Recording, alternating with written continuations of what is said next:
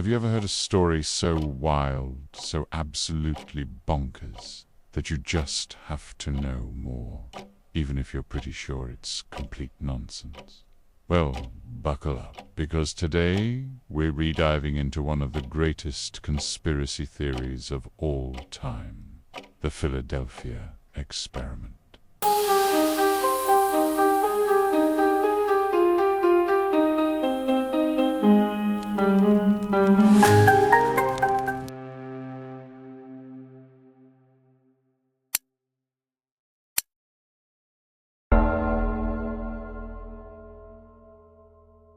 The year is 1943. World War II is raging. The US Navy, in its infinite wisdom, allegedly decides to test a new, top-secret technology. The goal: to make a warship, the USS Eldridge, completely invisible. Not just to radar, but to the naked eye. Because, why settle for stealth when you can have actual Harry Potter-style invisibility? The story goes that on October 28th, at the Philadelphia Naval Shipyard, they flipped a switch. Giant generators hummed to life, creating a massive electromagnetic field. Witnesses reported a strange, greenish fog enveloping the USS Eldridge, and then, poof, it was gone. Vanished. But here's where it gets really weird. The ship didn't just become invisible. It supposedly teleported over 200 miles away to Norfolk, Virginia, where sailors on another ship, the SS Andrew Furusith, saw it appear out of thin air for a few minutes. Then, just as suddenly, it reappeared back in Philadelphia. Teleportation. In 1943. Sure, why not? Now, you might be thinking, wow, that's incredible. I'm going to subscribe. But you haven't heard about the ship's crew.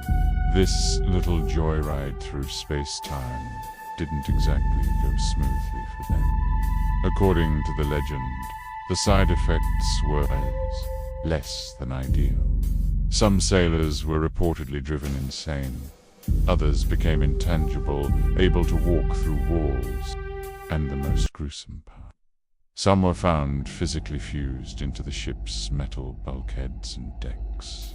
One poor guy allegedly ended up on a lower deck with his hand permanently embedded in the steel hull. Talk about a bad day at the office. So, where did this absolutely insane story come from? Well, you can thank one man, Carl M. Allen, who also went by the name Carlos Miguel Allende. In 1955, Allen sent a copy of a book about UFOs to the Office of Naval Research. But this wasn't just any book. It was filled with his own handwritten notes, scribbled in 3 different colors of ink, detailing this bizarre experiment. He claimed he was a merchant mariner on the SS Andrew Furusith and saw the whole thing. The author of the book, a UFO researcher named Morris K. Jessup, got roped in. Allen sent him letters, spinning this tale of secret Einstein theories and teleporting destroyers. Jessup, bless his heart, tried to investigate. But Allen was conveniently vague, claiming his memory needed recovering and citing newspaper articles that, surprise, didn't exist. The story got a huge boost from a private company called Vero Manufacturing, which, for reasons that are still kind of bizarre, printed over 100 copies of Jessup's annotated book. These Vero editions became a holy grail for conspiracy theorists. Sadly, Jessup's life took a tragic turn. After failing to find success with more books and facing personal struggles, he died by suicide in 1959, which only added more fuel to the conspiracy fire. Then came the authors. Vincent Gaddis wrote about it. A novel called Thin Air was published. But the real explosion in popularity came in 1979 with Charles Berlitz, the same guy who made a fortune writing about the Bermuda Triangle. He co-authored a book called The Philadelphia Experiment, Project Invisibility, which he claimed was a factual account. It had government cover-ups, lost Einstein theories, the works. It was a bestseller, of course. Hollywood couldn't resist. In 1984, they made a movie, The Philadelphia Experiment, a time travel flick that dramatized the story. Suddenly, a guy named Alfred Bielek pops up, claiming he was actually a sailor on the Eldridge, and that the movie was basically a documentary of his life. He spent years on the conference circuit, adding more and more fantastical details to his story. So, what's the truth? Well, the US Navy has a pretty simple answer. It never happened. They've consistently said no such experiment was ever conducted. But why trust the Navy? They point out that the physics involved sounds like something out of a comic book. And then there are the pesky little things called facts. Let's look at the timeline.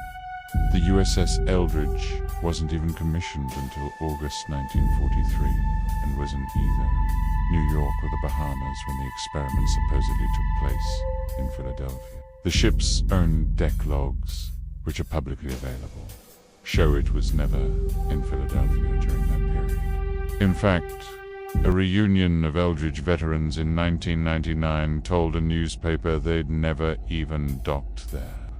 So what could have sparked this incredible tale? The most likely explanation is way less exciting. It probably all stems from a misunderstanding of a very real and common naval procedure called dagosing during World War II. Ships were wrapped in electrical cables and zapped with a powerful magnetic field. This wasn't to make them invisible. It was to make them invisible to German magnetic mines and torpedoes by neutralizing the ship's magnetic signature. This process would create a powerful electromagnetic field, and maybe even a slight glow or corona effect, which could look like a greenish fog to an imaginative observer from another ship.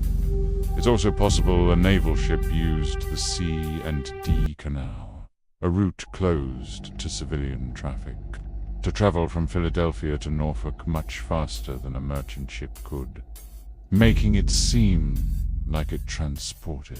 And what about Carl Allen, our star witness? Researchers who looked into him found a man described by his own family as a master legapuller and a drifter with a history of mental health challenges. It seems he was a creative guy who, as he later admitted about the book annotations, just wanted to scare the hell out of Jessup. So, there you have it. A teleporting warship, men fused into steel, and a grand government conspiracy, all likely born from a routine demagnetizing procedure and the wild imagination of one very creative man. It's a fantastic story, a perfect blend of sci-fi, mystery, and wartime paranoia. It's just not a true one. But honestly, isn't it more fun to imagine that just for a moment? Back in 1943, the US Navy actually managed to break the laws of physics with hilariously disastrous results. Thanks for watching, and stay curious.